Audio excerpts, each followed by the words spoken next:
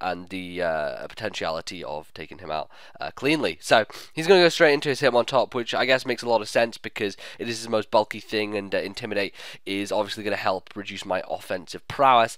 I went for the Stone Edge there, obviously thinking that Zapdos was going to come in because Zapdos would have been a good thing to tank the close combat, but in the end, you know, Stone Edge and close combat are able to be tanked by Hitmontop, so it made the better switch for him overall.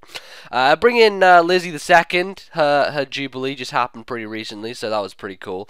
And you know, he's gonna do some stuff like, I think he tried to Toxic me there, but obviously he can't Toxic a Nidoqueen. And I just go for the Ice Beam. I just really want to gauge some damage on the Hitmontop and see if it wants to stay in, see what it wants to do. Didn't really look like it wanted to do anything of that kind, so he goes into his Empoleon.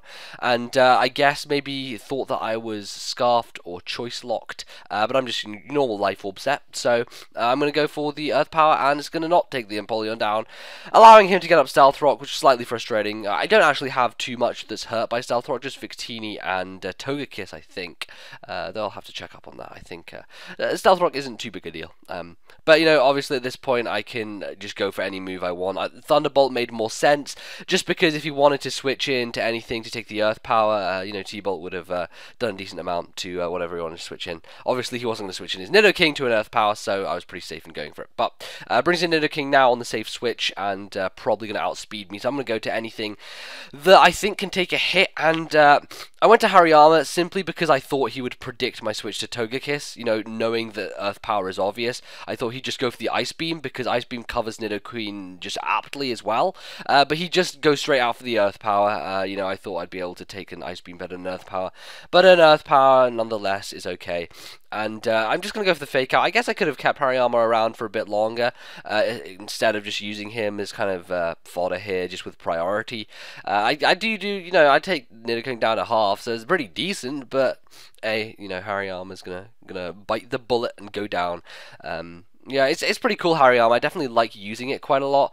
The problem with it is, you know, it can't really hit that hard with Bullet Punch, and it's a little bit annoying. But, you know, it's good on the offensive side with close combat, and I have a couple of matches where it does really well, so I guess you'll see those in due time.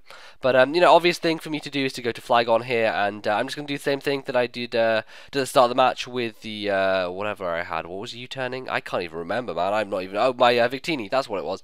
I'm going to straight U-turn out, and we get the U-turn on Hitmontop scenario once again. Hitmontop is something on his team which is actually covering me pretty well, so I definitely want to keep Togekiss alive, because Togekiss is going to be helpful in taking down this this dude. He's going to be a bit annoying, so getting rid of him is priority of mine, I guess. And man, I'm going to have to blow my nose in the middle of narrations because I'm so unprofessional. But, you know, obviously there's no reason for me not to go for the Air Slash. I might as well just go for it. And he's going to go to Nidoking as Death Fodder. He probably didn't know whether I was going to go for the Tri-Attack to predict him or go just straight after the Air Slash. If he'd known that Air Slash was my only offensive move, he could have easily gone to Zapdos. But he chooses to go Zapdos now, knowing that, you know, he's probably going to be able to outspeed me and smack me with a Thunderbolt. So that's what he's exactly going to do. And he's actually going to set up a substitute as I switch, which is basically what I was afraid of. But the thing with that Togekiss is I said before, my Air Slash is the only sort of offensive move I have, and Air Slash won't be breaking subs just because of that resistance that Zapdos has. So I go to Nidoqueen because I'm pretty sure that Hidden Power Ice won't be doing that much damage, even if he does carry. I'm not sure if he will do. He may have Grass. It is UU. But, you know, Ice is relatively useful as well, so he's going to go for that.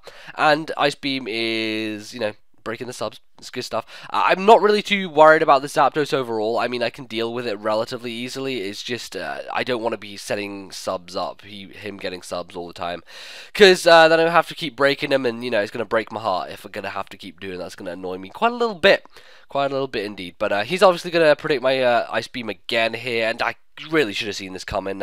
Should have gone for the Earth Power on this turn, but you know, hindsight is, of course, is always present when you think about these things, and unfortunately, Ice Beam is going to be my move of choice, and he's actually going to be able to take me out with the Flare Blitz. Now, I guess the good thing about that was I was able to kind of scout what kind of Arcanine he was by letting Nidoqueen die. It's just unfortunate that I don't really have it anymore. But as you can see, it is a Life Orb variant.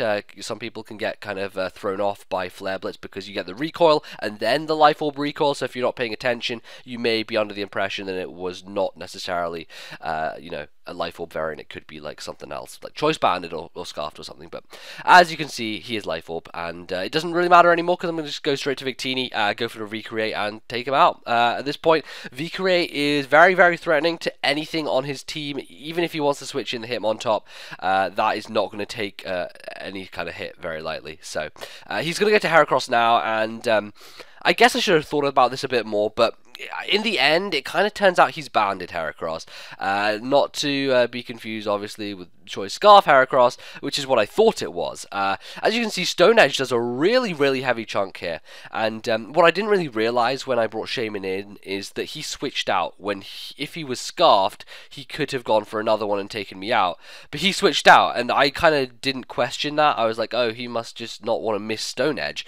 But the fatter of the mact, yes, the fatter of the mact is that he was choice banded and therefore didn't want to take a Hidden Power Fire, and therefore switched out because of that. So yeah, I should have paid attention to that, and it's kind of going to come back to bite me in the ass later on, but we'll see how that turns out. For now, I'm just going to go for the rest up on this Hitmontop right here. I can easily do so. He can't really threaten me. Obviously, you know, he's going to try and go for Toxic. He only has, what, Close Combat and Toxic and Rapid Spin and Sucker Punch, I believe, so it's not really a set that's going to threaten Shaman a whole bunch. So I do feel free to set up the rest, and I'm going to switch straight out to my Evil Turkey to not only threaten the Hitmontop, but also get the natural cure going on Shaman. So the next time I switch it in, it's going to be able to obviously be awake. But unfortunately, he's obviously going to predict me to switch. There's no reason for me to stay in with Shaman.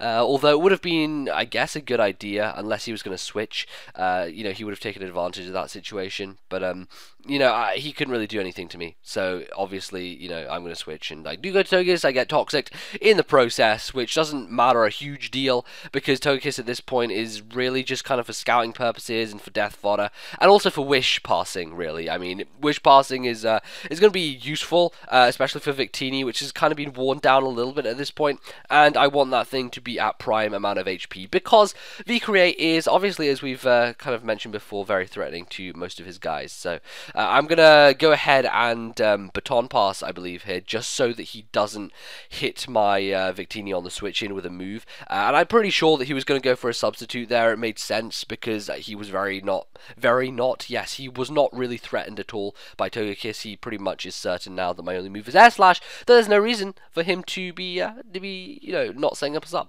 But Victini comes in, I get the wish straight up on my side, and I'm able to break his sub with whatever move I choose. But apparently I don't do that. Apparently I go straight back to to Togekiss for some reason, which kind of bewilders me. Maybe I just didn't want to take a hit, or maybe I just wanted to be death fodder. I'm not quite sure what was up with that, but that's what happens. I switch out Victini, and Togekiss comes in and dies.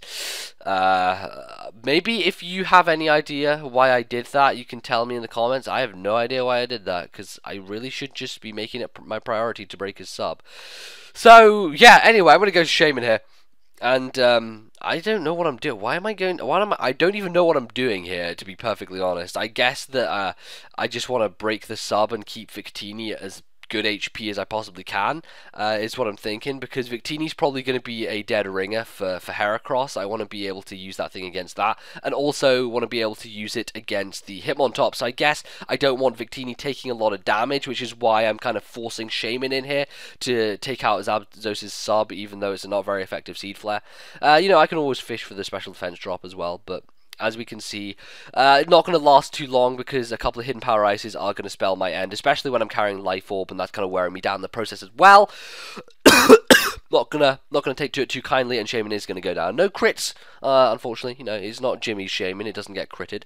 Crit my Shaman, gay Weavile. Yes, many references there. Many references to the past, which not many people understand, but few people who do understand appreciate them indeed. So I'm gonna go to Victini now.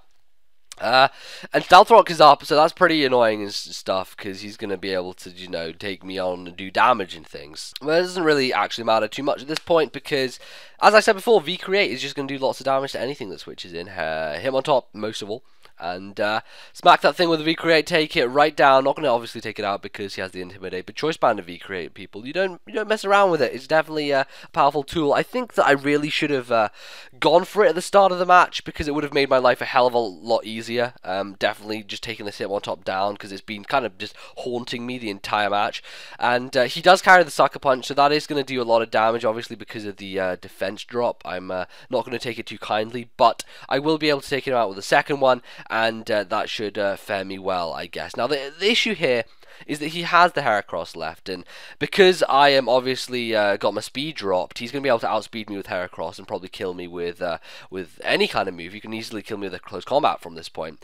So that's probably what I'm thinking he's going to do, but he's actually going to go for Mega Horn, and he's going to lock himself in on that, and that kind of alerts me to the fact that, hey, I could probably be able to win this, because, you know, Scarf Mega Horn probably won't kill Flygon, and I'll easily be able to 2-hit KO him with an Outrage, and then I'll be able to go for the Outrage on a half health Zapdos, and that should be able to take that thing out as well. So I go for the Outrage here, thinking obviously that he is still scarfed for some strange reason, and then he hits me with a Mega Horn, and I surprisingly don't live, because he is choice banded, and that is going to be my last guy. So Tony, yo, he doesn't help me out in the end. Apparently Tony has told me that whenever someone names a Pokemon after him, it always gets screwed over, and apparently that happened, because it died at the last minute when I really needed it to live. Unfortunate, hey.